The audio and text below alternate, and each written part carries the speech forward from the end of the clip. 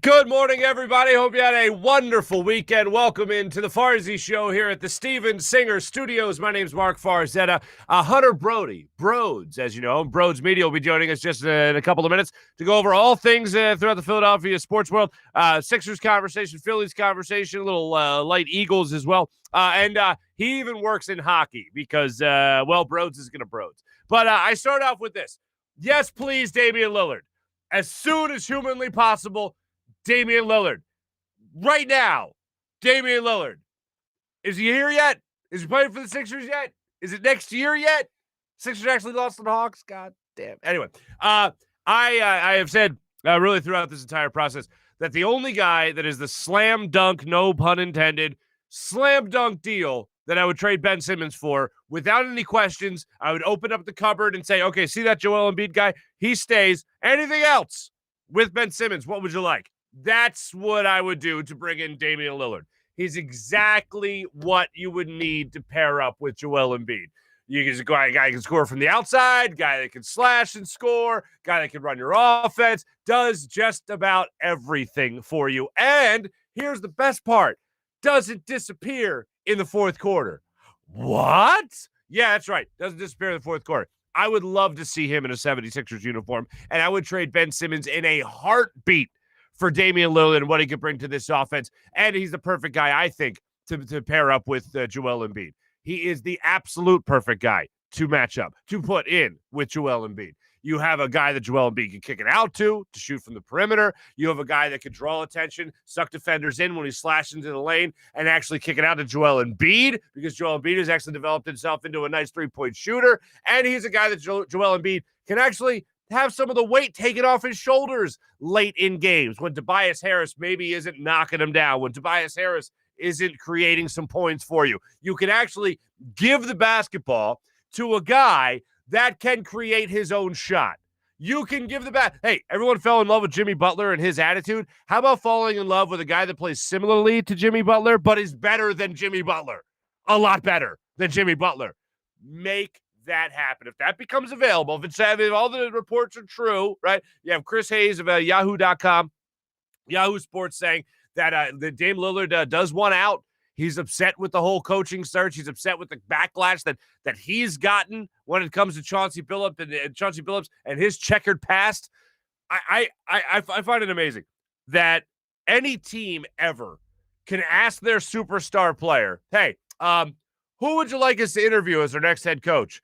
And that superstar player goes, well, obviously, I'd like these 3 or 4 candidates. And they go, okay, cool. And then they don't talk to those 3 or 4 candidates. That's like the fastest way possible to piss off your superstar player. So they go, Dame Lillard, yeah, it's adorable that you have a little list there, but we're not going to talk to anybody, so forget about it. And then they interview, and then they hire Chauncey Billups. It just seems dumb. But that's the direction they went. And the direction that they went could help the Sixers and the direction they go from here on out. Now, I know that there's other names out there. I know Andrew Wiggins is a name that's been mentioned. I also know, obviously, CJ McCollum's name has been mentioned. I am much more on the CJ McCollum bandwagon than I am the Andrew Wiggins bandwagon. But I will say, everybody else is pretty much a conversation. But the only deal that I don't even need to talk, you just mentioned, hey, we'll give you Dame Lillard, and I just say, hey, okay, cool, here's the cupboard. What would you like? Other than Joel Embiid, of course. That's the only thing that really makes sense to me. Everybody else is just a conversation. Kick the tires. Oh, CJ McCollum? Oh, okay, well, we could talk about that. We could definitely talk about that. But the only deal that I think is the slam dunk of a deal, I can't say it enough, is the deal that you would get for Damian Lillard. Make that happen. Everything else, I'm kind of 50-50 on. I'd rather stick it out with Ben, see if he does respond, as everybody's saying he will respond. If it's a deal that has CJ McCollum on the table, I'm having the conversation, like I said. But if it's not the deal that I really like, then you know what? I'll stick it out with Ben. I'll see if I can get one more year out of him, see what he can do in this upcoming season, and then go from there. Because here's the best part about it. You have to realize that if you're the Sixers, and Daryl Morey is a pretty smart guy, I think he realizes this, that this is the lowest you could possibly sell Ben Simmons. So I am not about to just say, all right, that deal will do for now, fine, and then move him. Absolutely not. It's got to be a deal that really blows your hair back. Yeah, even the bald people blows your hair back. So that's where I'm at on that deal. In case you haven't seen it, Chris Hayes was the first to come out with it of Yahoo Sports saying that Dame Lillard wants out. He's not happy with the Chauncey Billups hire. He's not happy that they basically ignored all the suggestions he had for the next head coach. And there you go. And their pissed off star could then become, well, our pissed off star. So Dame Lillard, Ben Simmons, I don't know who says no. The only thing is other than the Raptors, obviously. Actually, the Raptors, geez. The Blazers, Rip City, sorry. The Blazers could say no. But if you sweeten that pot enough, then yeah, I think it's a party here in Philadelphia with Dame Lillard leading the charge there. We'll get into a little bit more NBA news a little bit later in the show when we talk about what happened to the Atlanta Hawks last night. But I do want to mention this. Dwight Howard is receiving some flack, as I'm still here in the basketball world, for this photo. And this was taken from last night's game, obviously a TV shot here, of Dwight Howard being at the Hawks-Bucks game last night in Atlanta. Yes, Dwight Howard is from Atlanta. Yeah, he is. He's from down there, right? Yes, he used to play for the Hawks. A little weird that he just got eliminated by the Hawks, and he's at Game 3 of this series in Atlanta. Some people might say, well, so what? He's from Atlanta. Other people like Charles Barkley and myself, because I agree with this, think it's really weird. Charles Barkley on the broadcast last night on TNT after the game came out and said, whoa, was that Dwight Howard in the crowd? And yes, it is Dwight Howard in the crowd. It was Dwight Howard in the crowd. And Shaq was like, oh, it's no big deal. He's from Atlanta. And Chuck's like, yeah, you don't go to a playoff game once you get bounced out of the playoffs. And I have to agree with Charles Barkley. And I know Chuck can be wildly outlandish. I think we all realize that now, or have realized that for a long time. But it just seems really weird that you get eliminated by one team and then you're going to watch them play courtside, especially. It would almost be better in a way if you were like in some suite, right, where you're just there to party. But if you're sitting there courtside, you're there to watch the game and almost like bask in the game. I gotta be honest, I hate that he was there last night.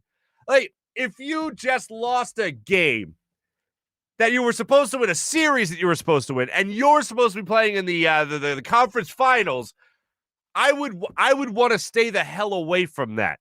That would hurt like hell to sit there and watch another team do what you were supposed to do. Like, that's weird to me. And it's slightly off-putting. And I have been a Dwight Howard fan. I love the sign. I love that they brought him in here to Philadelphia. But this is just weird to me that he would be sitting right there courtside, taking in a playoff game with a team that he should be playing against a team that they should have beat. It seems weird to me. Off-putting, I'd even go so far as to say. So that was what happened last night. In case you see Dwight Howard's name trending a little bit in Philly. That's why he was at the game last night. Let's get into the Philadelphia Phillies here for a second, folks, because we had a whole weekend of stuff. If you would have told me that they would have went to New York and taken 2 out of 4 against first-place Mets, I would have said, hey, way to go, fellas. But the way they lost these games, speaking of off-putting, it was just that, off-putting. And over the weekend, this series was just crazy. They have the doubleheader on Friday, and we're watching the games play out, and Aaron Nola is just on fire. Just the ball on a string. All the cliches apply to Aaron Nola and how he was handling those batters. 10 strikeouts to start out the game, ties Tom Seaver's record. He looked spectacular. And the Phillies couldn't find a win that game. Phillies lose that game. Then they come back and they get a home run from Bryce Harper in the second game. They ended up going on to win, and that's nice. So they split the first day with the doubleheader. And then Saturday rolls around. And Saturday, the Phillies are enjoying the lead. They're having themselves a nice little time. And then you get, once again, to the ninth inning. And the Phillies have on the hill in that ninth inning, Hector Neris.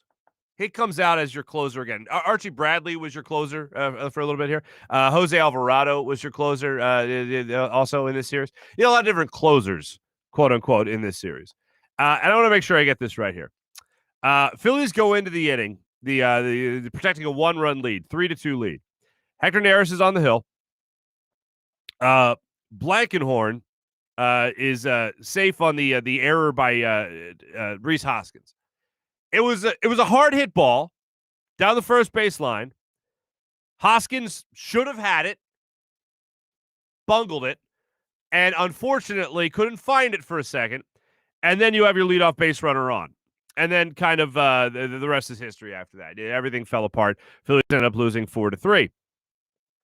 So after the game, I guess Rhys Hoskins is just really tired of losing these close ball games, and he's really tired also of the bullpen blowing it, defense blowing it, and just really having a lot of struggles. So I guess he's just sick and tired of it. And I admire this in a way. And it's a long clip I'm about to play for you here, but it's worth playing. He wants to get ahead of the media a little bit and say, look, let me start this off. This was on me. I should have played better, but please don't let that take away from how Zach Eflin pitched. Please don't take that away from, a big hit from the Nick Maton, who was able to chase DeGrom early and all that stuff. Don't let my error take away from everybody else. Well, I hate to break it to you, Rhys, and I like Rhys Hoskins. I'm not an anti-Rhys guy even a little bit, but let me just break this to you. If you make a big mistake that overall takes over the game, then yeah, that's going to be what's talked about more than anything. So without further ado, here it is in all its glory. It's about 90 seconds long. Rhys Hoskins breaking down what happened in Saturday's ball game. We'll get to Sundays, but here's Saturday, and here's what Rhys Hoskins had to say after the game. All right, I'll start us off here. I gotta catch the ball. I gotta make the play. I really believe that if we get that out to start the ninth, that we win that game. We got a chance to win the biggest series of the year tomorrow, right? With our maybe our best guy this year on the mound. I'm sure you're gonna write about that. I'm sure you're gonna write about the defense. Yeah, the last couple of nights we haven't made a couple plays that we should have, for sure. And I think I would definitely tell you that. I think Bomer would tell you that last night. So if you're going to write about that, obviously write about it. But don't forget to write about the great things today. Eflin outdueled DeGrom in maybe the biggest game of the year, right? A game that we knew that we had to win. We had great at-bats off DeGrom. I don't know how many strikeouts he ended up, but I'm going to guess it was a season low. We had the lead going into the late innings again on the road in a pretty hostile environment today. So Ranger was really good. Ranger was really good again. He just made a not that bad of a pitch. The ball just carried out of the yard to tie the game. So sure, write about the defense, write about how I didn't catch the ball, but don't forget to write about the really, really good things that went on today as well, because I really think this is a really good team. The ball is not really bouncing our way. We're not getting calls. Things like that seem to be happening. And we're 75, 80 games in, but there's a lot of baseball to be played. The schedule softens as we go, and this team has the ability to go on a run. And I really think that we have a really long run in us. So just don't forget to write about the really good things too. A lot to unpack. A lot to unpack in that. Let's start off with the obvious. Once again, yeah, you made the mistake. You made the error. It led to losing the game. So that's ultimately going to get highlighted above everything else. Nick Maton getting an RBI off DeGrom and ending his scoreless streak. Yeah, that's nice. A footnote. Zach Eflin pitching great in a losing effort, unfortunately. That's going to get mentioned. Footnote. But pretty much everything else. Pretty much everything else is a footnote, other than the fact that you made an error at first base that led off the ninth inning, and then it obviously led to you guys losing the game. I've interviewed Rhys Hoskins a number of times. I've interacted with Rhys Hoskins a number of times. He's one of the nicest people you could ever come across. And I guarantee you, not only does he feel bad for making that horrible error, he also feels bad for taking that spotlight off of those good, positive things that we could be talking about a little bit more today, about how the Phillies took 3 of 4 from the first place New York Mets, and you feel like you're in a much better spot to go into that run that he mentioned. However, that's not how it works. You don't send a doctor to a healthy man's house. Is that how it is? They don't need the help, right? Well, yeah, we're kind of looking at what's sickly, and what's sickly is the Phillies bullpen and the Phillies defense overall. Alec Boehm had a bad error in this series, a couple of bad errors in this series. Rhys Hoskins certainly had that bad error in the third game of this series on Saturday. So that is what's going to get a lot of the attention, especially when it is something that seems to be on repeat. Blow a save. Blow multiple saves in a game. Blow multiple leads in a game. That's what we're going to talk about. Make a atrocious error that leads to losing the game. We're going to talk about that. Everything else, is going to be a footnote. Now, the other part of that is he truly believes this team can go on a run. Well, you could file that under, what's he going to say? What was he going to say? Well, I think that was the season. The fact that we only took 2 of 4 from the Mets. Well, let's pack it in, boys. That's not how he's going to address that. He has to have confidence. He has to believe that this team has some kind of run in them. I want evidence of that.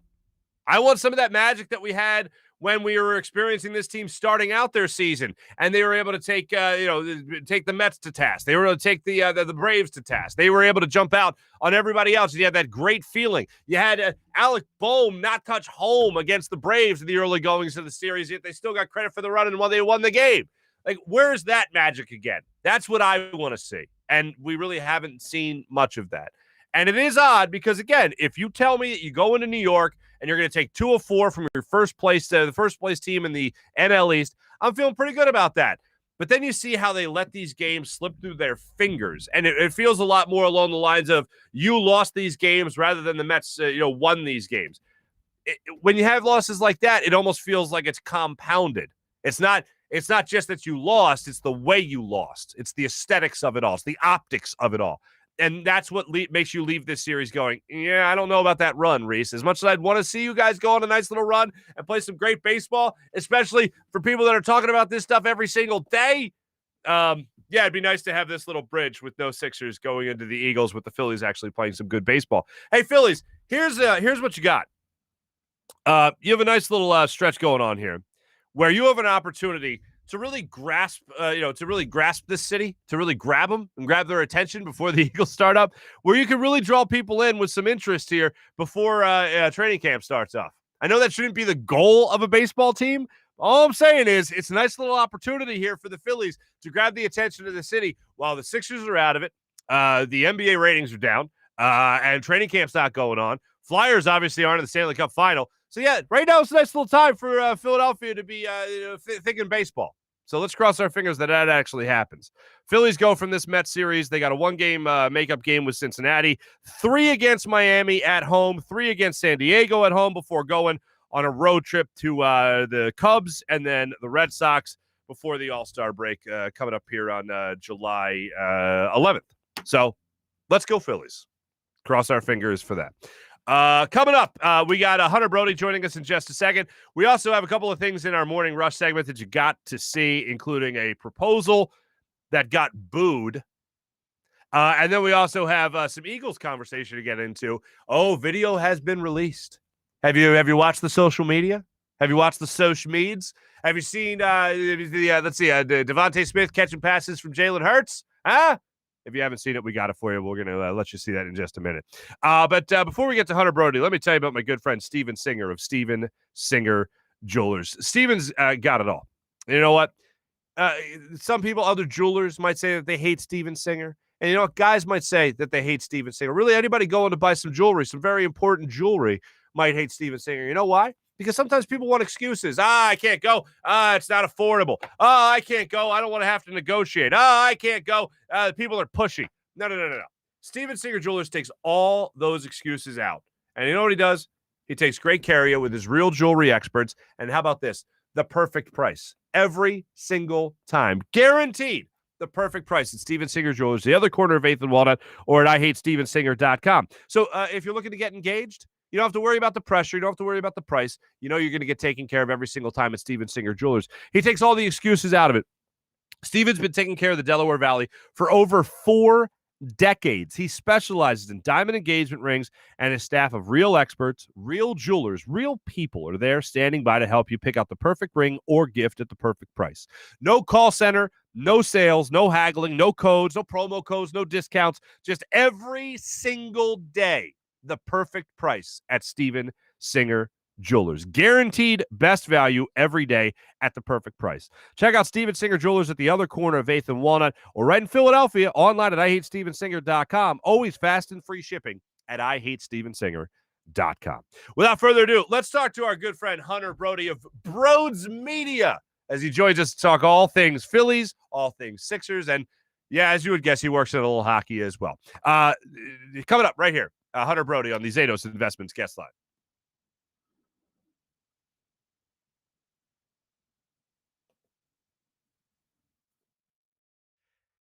And joining us now on the Zatos Investments guest line, one of my favorite guests we have on this program. You know him, Coffee with Brodes, Sports Talk with Brodes, Brodes Media. You hear him on 97.5 The Fanatic as well. Ladies and gentlemen, Hunter Brody, you know him as Brodes. What's up, Brodes? You know what? I don't know. It's a sad, sad time right now, and everything's crashing all at once with the Sixers and the Phillies, and even a little tiny thing that keeps getting slipped under the radar is Cole Caulfield of the Canadians just scoring all these goals when the Flyers passed on him twice in the first round. So that's how my day's going, Farzy. How are you doing today? Holy shnikes, we just talked hockey. I don't know if I got anything else for you, my friend. Anything that wraps? No. You kind of answered what my first question was really going to be without me asking the question. I'm going to ask. No. Because you answered it without answering. Like your emotion kind of answered it for me. So here's the first question I'm going to ask all my guests this whole week. Right here's the going into the holiday weekend. Here's the first question I'm going to ask all my guests all week, and you're the first guest here on this fine Monday. So here's the question, Brodes, are we going to be okay? I think there's always this circle that kind of goes in rotation. So eventually, we're all going to sit here and go, wow, the Flyers won 10 straight games, and the Eagles have 6 wins already. And then we blow this into by 2024, we're going to have 7 championships. And then, it's one big circle. So eventually, yeah, I think we'll be okay, but there'll be a downfall again. It's kind of like, Rhys Hoskins at the plate. That's great. And then you watch him in the field. Jeez, he stinks. I mean, it's one big roller coaster ride. Yeah, it's kind of like the morbid kid in class. It's like, I'm sick. Am I dying? And the one kid's like, technically, we're all dying. It's like, God, come on. Yeah, you hate that person. First off, you don't Google when you're sick. I found out I was pregnant about 2 weeks ago because I had a headache. Hey, congratulations. I didn't know. You're not even showing yet. No. In all seriousness here, my friend, I got to ask this. So Damian Lillard might become available here. All the reports are out there right now. Yahoo has it out there. Pretty much everyone has it out there. Damian Lillard could come available in a trade. I am telling you right now, I don't know how you feel about it, but I'll tell you how I feel about it first. Yeah, he is the only real potential trade out there right now that I'm not even having a discussion with the Blazers. I'm just saying, all right, Ben Simmons and what else not named Joel Embiid. Here's the prize closet. You can let yourself in. Joe's the only one off limits. Ben Simmons and what else? It's the only slam dunk trade that I'm talking. Everyone else is going to be a conversation. CJ McCollum, whoever it might be. Everyone else is a conversation. Dame Lillard, the only, yes, absolutely, no conversation needed. What say you? I agree. I couldn't agree more. Tyrese Maxey, Matisse Thybulle, first-round picks, pick swaps, you name it. Get a ball handler that's a threat in the half-court set and put him together with Joel Embiid. You can, wait for this. You ready for this crazy thing I'm about to say? You could run a pick and roll. No way. What? Oh, man. What? I haven't seen that in years out of my point guard. So, you can run a pick and roll, and we put so much stress on Joel Embiid to have to dribble into certain areas, which relate into 8 turnovers. I mean, it's one big correlation here that all stems with 2-5, which it's unfortunate, but it's reality of the situation. And sometimes it's all about timing. We talk about Ben Simmons and what his market value is right now. Well, what you need is a little bit of luck and a little bit of help. And the fact that Damian Lillard is so unhappy, it could be that perfect luck that you need from the basketball gods to help you during this tough time of a Ben Simmons trade. But I do agree with you that you have to do it. If you're Daryl Morey, what is it going to take? And make sure that you find what it takes to make them happy and get Damian Lillard packaged up with Embiid.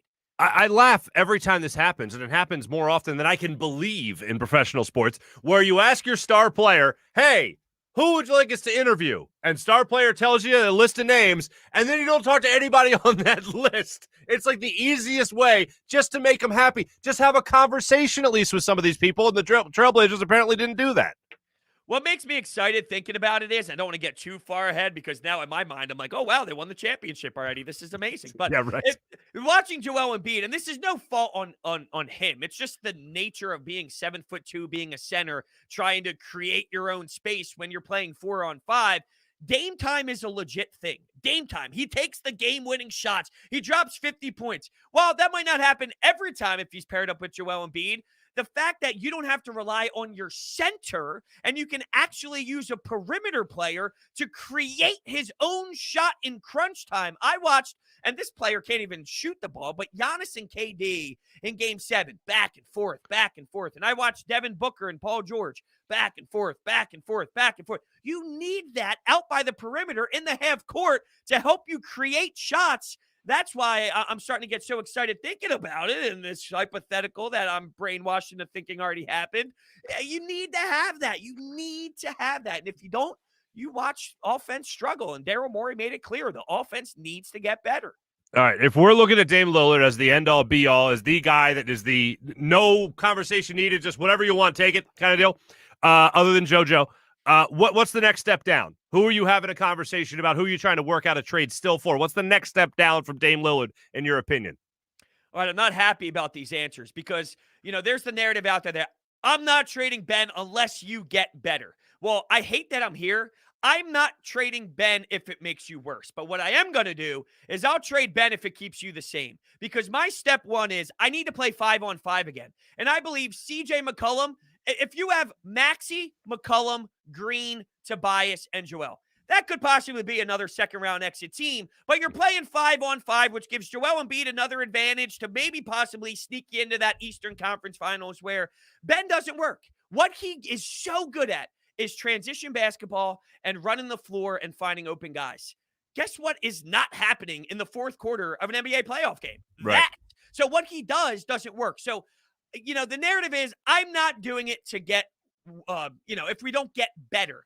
But I will say I'll do it to stay the same because at least it puts you in the right position now for Daryl Morey to start tweaking where you're back to playing 5-on-5. And I don't like that I'm here. I'm uncomfortable thinking about D'Angelo Russell or CJ McCollum. It makes me sick. Right. But this is reality of the situation. You're trading him for a reason. Mm-hmm. Yeah, you're trading him for someone that could be a scorer for you. And wow, what a bare minimum just to have a fifth guy on the floor that will actually play for you and not disappear in the final minutes of a fourth quarter. Go figure. Oh, and also stay on the floor and hit some foul shots at the same time. I want to move ahead to this because here's where I'm at. And this is what I said earlier in the show, and I'm going to say it to you again right now. If you would have told me, if this was a 30 for 30, Brodes, and you said, what if I told you that the Phillies were going to go to New York in a 4-game series of the Mets and they're going to take 2 out of 4, I would have told you, all right, way to go, Phillies. But then watching those games and the way they played out and how they could have swept the Mets, really, it only makes me more disappointed. What say you about this 4-game set with the Mets the Phillies just wrapped up? I don't know if I'm more frustrated with Rhys Hoskins' comments or Joe Girardi, but here's what I'll say to all this. We witnessed Matt Klentak and Gabe Kapler, right? And it looked like they had no idea what they were doing out there where we demanded change. And they bring in Dave Dombrowski, proven winner. I don't love the way he goes about it because it always blows up afterwards, but he's got plenty of rings on his fingers and getting to the World Series like he's been there. Yeah. So Joe Girardi, proven winner. It seems like he's worse than Gabe Kapler. So when I analyze this Phillies organization, you're telling me 2 proven lifers, 2 proven winners look worse than Klentak and Gabe Kapler. I have to start peeling back the layers here where it goes farther than just Rhys Hoskins and Alec Boehm not knowing how to defend. It goes farther than Hector Neris. It goes farther than all these issues we see on the field because there's no way that Joe Girardi should be looking this pathetic. It looks like he's never seen baseball in his life. So when I watch him speak, I almost wonder, and I'm not a conspiracy guy, but when we watched Doug Peterson talk, where we knew Jeffrey Lurie was really holding him hostage almost. Yeah. Is Joe Girardi being held hostage? Because how is Dombrowski and Joe looking worse than Klentak and Gabe Kapler? That's literally impossible. It takes me another direction. It takes me to John Middleton. And it takes me to John Middleton. And it takes me to just the way this franchise is set up. It's like, wow, you have these baseball lifers. And like or hate Gabe Kapler, he was still a ball player. And I remember talking to him about the way he was going to manage and mixing analytics and taking his ball play, actually his time in Major League Baseball, playing the game, front office, all that, and then meshing that with the numbers. And he's like, oh, yeah, it's got to be that 50-50 balance and making sure that, you're making the right decisions that at the right time, that type of thing. And I watch the same thing now with Dombrowski. I watch the same thing with Joe Girardi. And I'm like, is the franchise just making these people stupid? Is it the red pinstripes? What is it?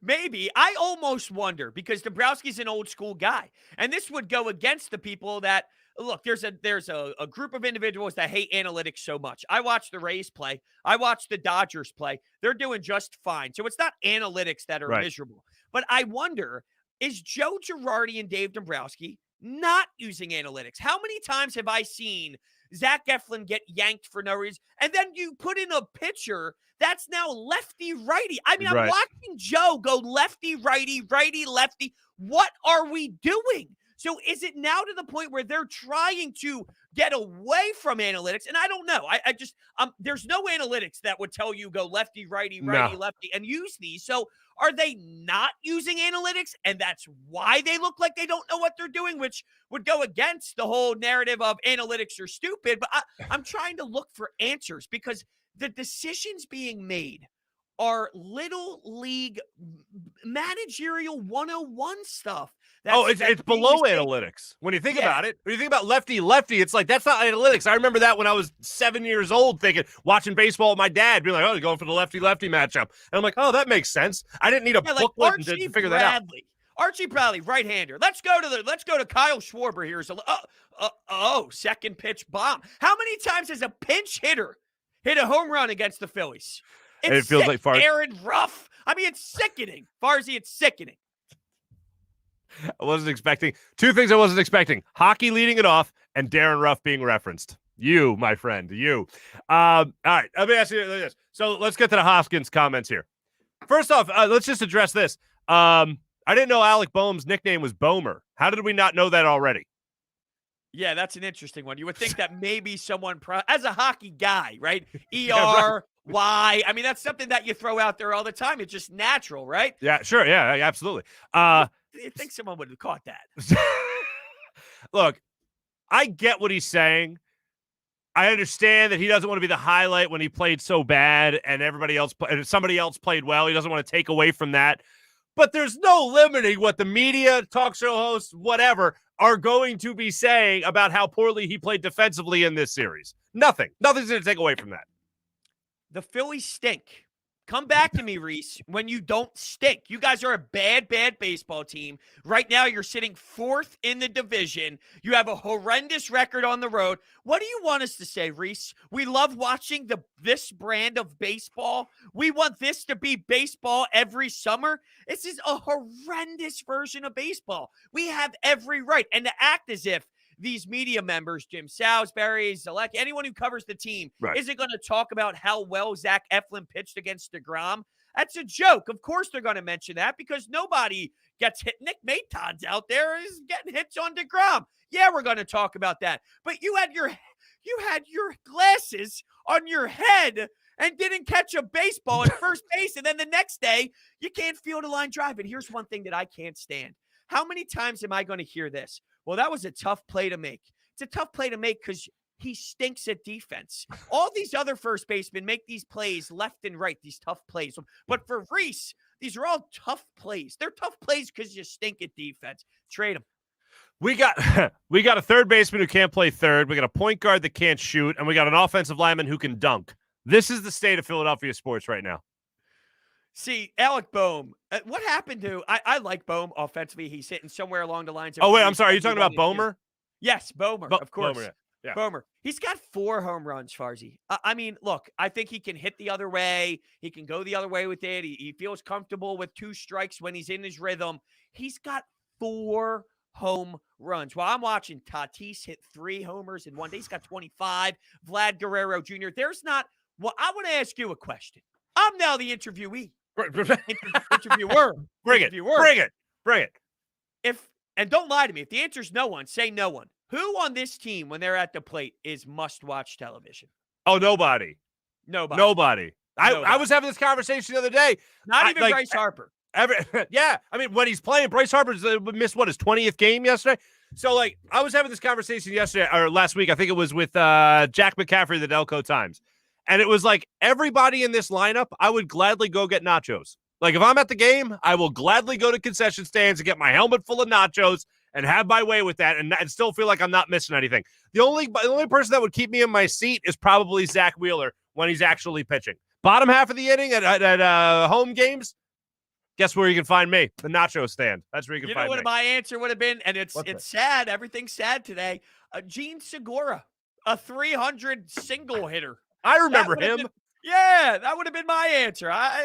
It's great. And, it's telling you something, too, because, look, I'll never go back and take away the Bryce Harper contract. I think it was valid. His AAV, you look at all these other contracts, $5 million, it's not that crazy.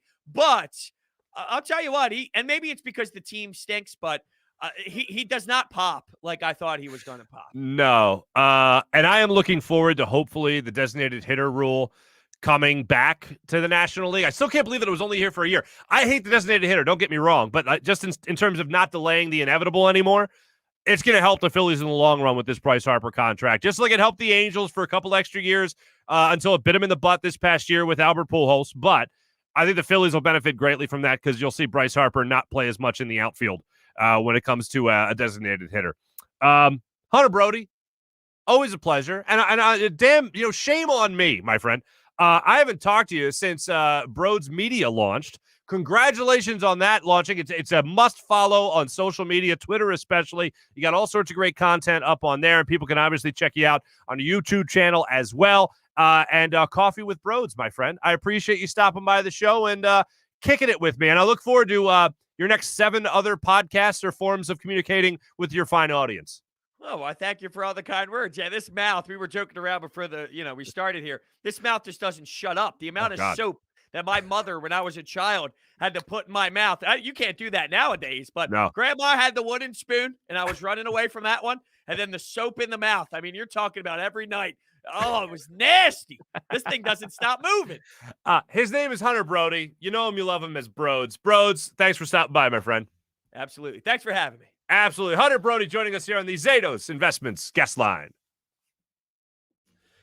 Well, first of all, let me just apologize for that being so low energy. Always good catching up with my man Brodes there on the Zatos Investments guest line. Here's what I got. It just feels like everybody I talked to that was once very big on the Joe Girardi acquisition, making him your manager, and I was once really big on that whole thing. He's done nothing to justify any type of improvement, upgrade, whatever, from Gabe Kapler to himself. Like, nothing. There hasn't been one time where I've gone, that Joe Girardi guy, he really knows what he's doing. Huge upgrade from Gabe Kapler. No, nothing. Nope. I know that I like Joe Girardi more than I like Gabe Kapler. And let's be honest, if Gabe Kapler never takes Aaron Nola out after 68 pitches on opening day, we probably got a different vibe. We don't feel as immediately pissed off at him, and we give him a minute, right? But Joe Girardi's just been blah. Has there been any upgrade to you over Joe Girardi? I would think not. It seems like very much the same baseball team. Here's what I will say. Rhys Hoskins goes through more spurts where he's more aggressive. Like, how often do we talk about that? A player being more aggressive. Ben Simmons, Rhys Hoskins.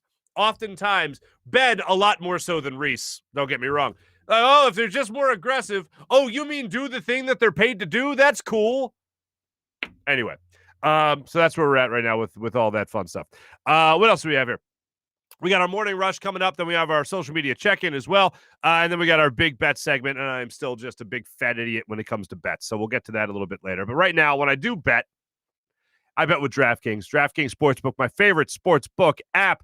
Download the DraftKings Sportsbook app right now. Use promo code Farzy. That's promo code Farzy, and you can get in on all the action that DraftKings has to offer, like this right here. DraftKings Sportsbook's putting you courtside with a chance to turn $1 into $100 in site credits. That's right. Pick any basketball team that is still in contention. Bet $1 on them to win, and if they do, you win $100 in site credits. Don't forget, DraftKings also has great odds and promotions on baseball and hockey and so much more all week long. And don't forget, DraftKings Sportsbook also is a great thing for the casino as well at DraftKings. DraftKings is safe, secure, and reliable, so you can deposit and withdraw your funds at your convenience. Download the top-rated DraftKings Sportsbook app right now and use promo code Farzy. That's promo code Farzy to turn $1 into $100 in site credits. Bet on a basketball team of your choice to win, and if they win their next game, guess what? You cash out at $100 in site credits when you use promo code Farzy. For a limited time only at DraftKings Sportsbook, must be 21 or older, present in Pennsylvania, new customers only. Wager paid out in site credits. Restrictions apply in partnership with Meadows Racetrack and Casino. See DraftKings.com/sportsbook for details. Gambling problem? Call 1-800-GAMBLER. Steak in Maine. SteakInMaine.com for more information, ladies and gentlemen. In the heart of Northeast Maryland, fine dining. And my man, Tony Cavada, is helping out his friends over there at Rim Cafe, helping the Godfather with 10,000 free cannoli. 10,000 free cannoli. That's going to happen on October 10th. You can go down there, enjoy some cannoli, then watch the Eagles game a little bit later in the day. But let me tell you, Steak in Maine, fine dining in the heart of Northeast Maryland, whether you dine in a more upscale steakhouse, casual bar and patio, or you simply enjoy the highest quality prime meats, fresh cut seafood, and world-class oyster bar, they got it all right there. And they also got freshly prepared sushi. How about that? All that in an extensive wine list, including their own Cavada Cellars wines. Open every day for lunch, dinner, or Sunday brunch. Steak in Maine in the heart of Northeast Maryland, voted #1 place for steaks in America by the Travel Channel and the Cooking Channel. Check it out for yourself at SteakInMaine.com for more information. I'll be going back down to Maryland this weekend. I'm going to see my brother-in-law. They got him and his wife. They have a baby, a little baby girl. And we're going to go down there and meet Ryland, my new niece-in-law, niece, my wife's niece, however it works, whatever. I'm going to stop by Steak in Maine on the way down there, treat myself a little bit there. I work hard. How about this? Check out our friends at Philadelphia Sports Nation, a local Philadelphia sports site covering your teams, your favorite teams across all blogs, social media at phlsportsnation.com, enhancing your Philadelphia sports fan experience. Later this week, I hope to get our friend Tej on here from FanUp, so we can explain all the great stuff that's going on with FanUp in the NBA playoffs, as well as the NHL. All sorts of great stuff going on right now at FanUp. So make sure you download the FanUp app, because the days of playing fantasy sports alone are over. Download the FanUp app in the App Store. Use promo code FanUp. You get 2,000 bonus points right out of the gate, so you can start placing some bets, some friendly challenges, and all that stuff. You can rise on their leaderboard by answering fun questions. All that's available in the FanUp app. The brand prizes are out of this world. You've heard me talk about the pair of Jordans, Louis Vuitton bag, Peloton bike, all that available on the FanUp app. You simply answer the fun questions, enter the daily challenges as well, and have yourself a good time. 2,000 bonus points when you download the app, FanUp in the App Store, and that gets you started. FanUp, just be fans. All right, let's see what the good people of Philadelphia are saying on this fine Monday morning here on the Farzy Show as we check in with our social media check-in, brought to you by our good friends at Steak in Maine and SteakInMaine.com. Let's start it off here with April's the first commenter. April, there's a guy that's doing the thing on ESPN. He's doing the breakdowns of the Euro. He's got your same last name. I don't know anything about the guy. He's probably a former footballer. I don't know. But April, just to let you know that you might be related. I don't know. April, well, good morning to you. Don Vito, what's happening? Molly, what's up, Molly? Saying good morning. Nice to have you back. I was afraid that last time we weirded you out. So I'm glad you're back. She needs Damian Lillard. And Molly, I'm with you. I need Damian Lillard. Like, here's where I'm at. The process, it obviously got you Ben Simmons, and it got you Joel Embiid, and then you made the acquisition of Jimmy Butler, and you got Tobias Harris, right? You got all that fine stuff. And then you know what you did? You got a couple of guys taken after the 20th pick in the NBA draft, and Matisse Thybulle and Tyrese Maxey, they actually play a little bit. And I like both those guys, but I don't think you're holding on to those guys past any type of trade that could happen. Damian Lillard would be the capstone on the process. And that's what I'm looking forward to. The guy that you might have to trade one of your big process pieces like Ben Simmons to acquire might be that guy that puts you over the hump and, quite frankly, in my opinion, puts you over that hump because you have never had that guy with Joel Embiid. You have never had a guy that could go score for score with Joel Embiid on this team, even going back to Jimmy Butler. And although I don't really compare the two, generally speaking, I'll compare Jimmy Butler and Damian Lillard here in Philadelphia. You have a guy in what you had in Jimmy Butler. You have a talent in what you had in Jimmy Butler. Take that to the next level, and that's what you have in Damian Lillard. Make that happen. That's what I want to see here in Philadelphia as soon as humanly possible. And really, that's the only guy that I would say, oh, yeah, absolutely. That's the slam dunk deal. As I can't say it enough. But anyway, Molly, welcome back to the chat here. Benny's checking in saying, yep, need Damian Lillard. I think we're all on board for Damian Lillard. Rob's checking in saying, good morning. Good morning to you as well, Rob. Eric's checking in saying that they need pitching. How do we not have pitching? Zach Wheeler's pitching. Aaron Nola's been extremely inconsistent this year, coming off his best start of the year, no doubt. Yeah, it's weird. After that, it's just a bunch of inconsistencies. And I'm hoping that Archie Bradley takes over a closer role here for this team so you can have some confidence in that closer role. It just seems like anybody that you trot out for that spot just doesn't have what it takes between the ears. It's an anomaly. I don't know any other comparison in sports really that you could make between the Phillies bullpen and anything else.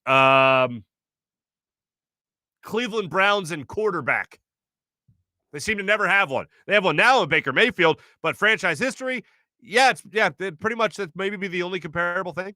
What else do we have here? April's checking back in. It's been many years since we had reliable pitching. I'm with you there. Julian checking in again with the program saying it doesn't feel like hearing it from Reese. And I get why. Oh, also suggests maybe he's hitting the bong a little bit. But Julian, I agree. I know what he's doing, but if you're a fan, you don't want to hear that. Like, I get trying to control the narrative if you're Reese Hoskins, but know that that's just going to be a failed attempt. I know we have a run in us. Okay, good. I'm glad you're confident. I would hate for you to say, oh, God, we suck. Why are we even going to play the next 80 games? Like, yeah, no. It's really weird to hear him talking the way that he was. Trying to explain it, trying to understand it a little bit, I guess. He's just trying to make sure that he's not the headline. He's going to be the headline. There's no two ways around it. Betty's checking in. Farzy, do we get twerking today? Come on, that was last week, guys. The next time we get somebody twerking, I'll make sure I put it back in the show. Julian's checking back in. How are we going to see this guy? No, Brody's a party. Brodes is always a party. Rick says he loves you too. Thank you, Rick. I appreciate that. I wouldn't trade Tease. I would. And I love Matisse Thybulle. But for Damian Lillard, yeah, this is going to be a continuous party. John's checking in.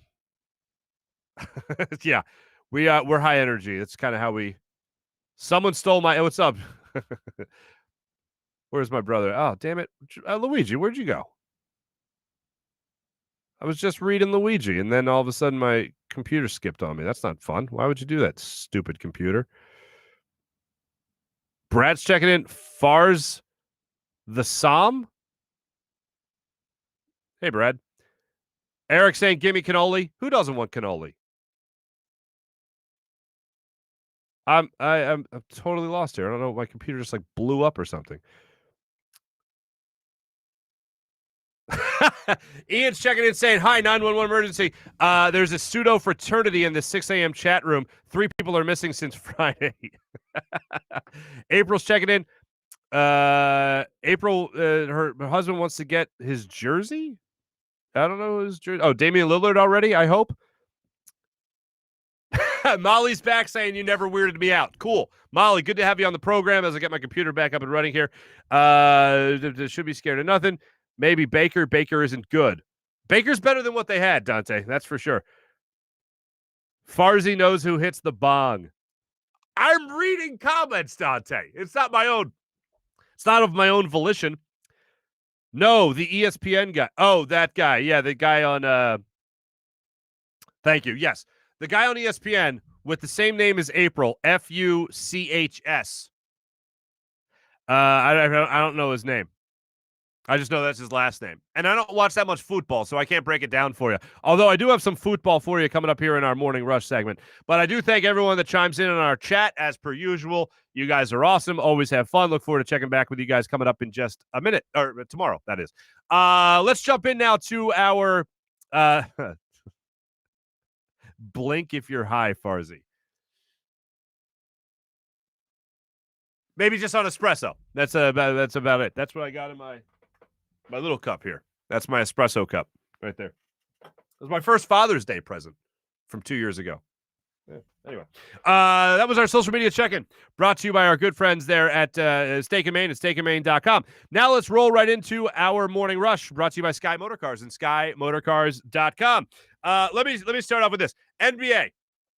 The Hawks lost to the Bucks last night, so the Bucks lead that series 2-1 right now. Trae Young, 35 points in that game, hurt his ankle. It's still lingering, so we'll see where that goes. Giannis Antetokounmpo, 33 points in that game. Chris Middleton went ape you-know-what in this game, folks. Chris Middleton, 38 points. 20 of his 38 points came in the fourth quarter, so the Bucks helped beat the Hawks. And again, the thing that was weird was seeing Dwight Howard courtside in this game. You want to go to a party, you want to go to a suite, like even that bothers me. Like when something like that happens and you're a competitor, wouldn't you want to get the hell away from it? Like it would hurt my heart to go sit sidelines there, like to watch the Hawks, the team you should have beat, play against a team against the Bucks that you should be playing. Just seems so odd to me. And I'm not a Dwight Howard hater. I'm not one of those. I do like Dwight Howard. It just seemed odd to me. Charles Barkley also said the same thing in the game last night. After the game, you don't go to the playoffs once you get bounced out of the playoffs, which I thought was funny. I do want to get to this, some Eagles conversation. How about this? Jalen Hurts throwing to Devontae Smith. I believe this is from their joint agent who represents a lot of people that have Bama connections. Nicole Lynn putting this out there. Get used to that shot right there, ladies and gentlemen. Seeing that little touchdown pass, hopefully see a lot more of that as it goes on in Philadelphia. Suns Clippers are at it tonight. Clippers looking like they're going to get bounced out against the Suns as that series shifts back to Phoenix. Chris Paul, here's what I'll tell you. To all the kids at home, hit your foul shots. You want to be a basketball player? Hit your foul shots. I don't know what would possess someone to want to get engaged in a sporting event. But this is what happened in Fenway Park. A Yankee fan proposed to a Red Sox fan, and I think you can hear the response from the crowd. Check this out.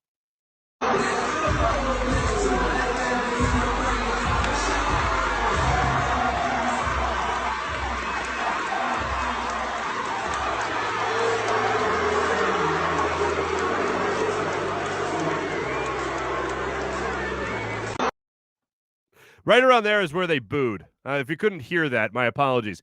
Yeah, so basically these guys got engaged, and the Yankee fan and when she said yes, the Red Sox fan, all the Red Sox fans booed. And like I respect that. I definitely respect that. Good hustle to them. How beautiful is that fine moment right there. And that was our Morning Rush, brought to you by Sky Motorcars and skymotorcars.com. Like I said, Phillies will pick things back up with a makeup game against the Reds. So hopefully they'll be able to stay on the winning side of things and get things going that way. Big bets segment. I lied. I did take the over Chris Middleton in Game 3 on DraftKings. That obviously hit, thanks in large part, once again, to 20 points in the fourth quarter. Makes you feel good about that. I saw a couple of people going back and forth on Twitter yesterday about that game, and I'll tell you right now, I like the Suns tonight to finish it off. Last I saw it was a 4.5. Suns were getting the favorite there. So I like the Suns to finish it off tonight, so hopefully that does happen, and I'll have what we like to call a winning streak. Oh, that's what I forgot in our Morning Rush.